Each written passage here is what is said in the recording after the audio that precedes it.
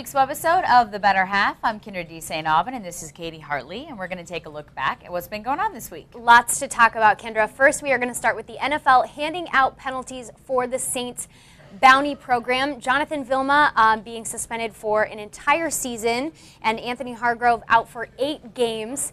A couple of the other guys got some suspensions as well. Kyndra, do you think these penalties are harsh enough?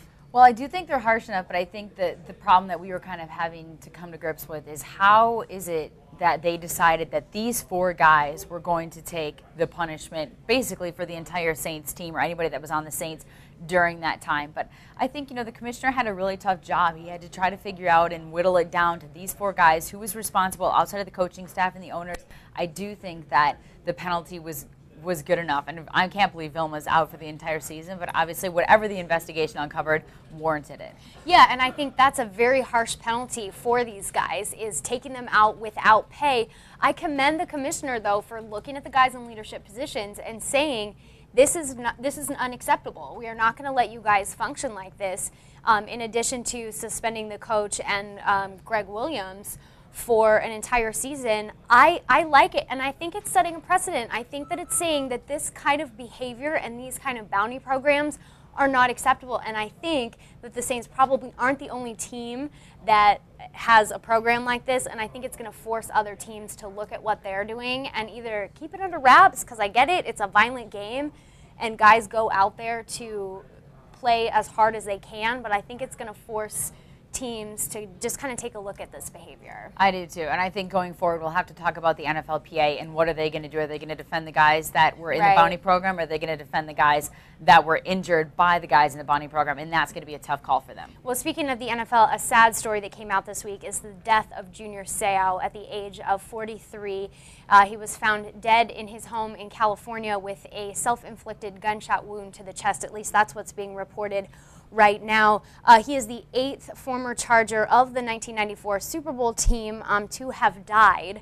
Very, very sad story. I will personally remember him as being a Charger. That was the age that I grew up, is the 1990s. That's when I really started to love football. Well, and he played for a couple teams after he left the Chargers, but you're right. No one's going to remember that. People are going to remember Junior Seau as a San Diego Charger. But not only that, if you listen to all the stories that are being told about him, everyone's remembering that he was a greater man and a greater person than he even was an NFL player. And I think, honestly, that's the most important thing, and I think that's what people should really remember about him, even though it may come out that it was indeed a self-inflicted gunshot wound to the chest.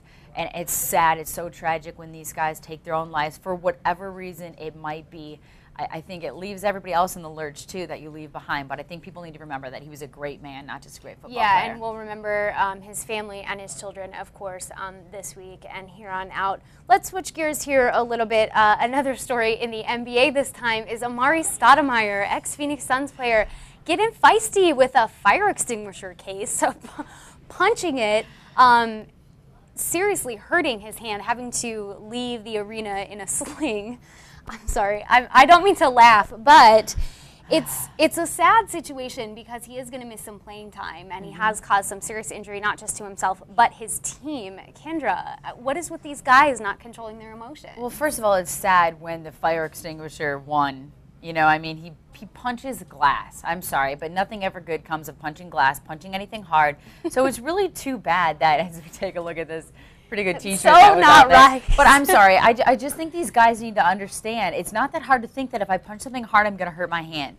And when you're in a sport where you need your hand, that's going to be an issue. So I think they need to do what the Diamondbacks do. They put something down in the dugout, something that's soft. And if they want to take their aggression out after a bad at bat or after an error in the outfield or whatever, you smack that and you pound on it, and you're not going to hurt yourself. That's the whole point. So I don't know. These guys, to me, it's stupid. It's just completely stupid. I love the passion. I get it. Yes, I get the passion, but let's how about some figure out a different way to deal with it. Now, I do feel bad for Amare because he has been through a lot in his personal life in the last couple months. So I'm actually surprised that this is the only thing we've really seen him do that's, you know, been so passionate, if you will, because he's been through so much. So I wish him all the best. I hope it gets better soon. Yeah, I agree. I mean, it's unfortunate, but you got to be smarter about that. So how about those Yotes, Kyndra? Love the Coyotes. Looking like the real deal in the playoffs right now.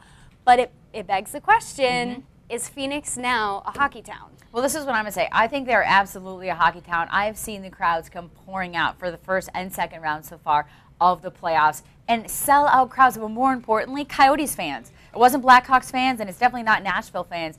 Coyotes fans are out there in full force, and they are passionate. More than anything, I'm just happy for the Coyotes themselves that they have this kind of support. Well, I don't expect anything different from the fans. It's NHL, if it's NHL, NBA, NFL playoffs, the fans always come out for the playoffs. Phoenix will not be a hockey town in my mind until they have an owner. And who Sorry. knows? I'm not going to hold my breath for that one either. But in my opinion, we can't consider ourselves a hockey town until that team is actually owned by someone other than the league. Yep, I agree with you. I don't think it's officially going to be called that, but at least the fans are out. That's all I can ask for right now. Yeah, that's great. All right, Kyndra, we are out of time. You can follow her on Twitter at Kyndra620. You can follow me at FunKatie620, and we'll be back next week with another webisode of The Better Half.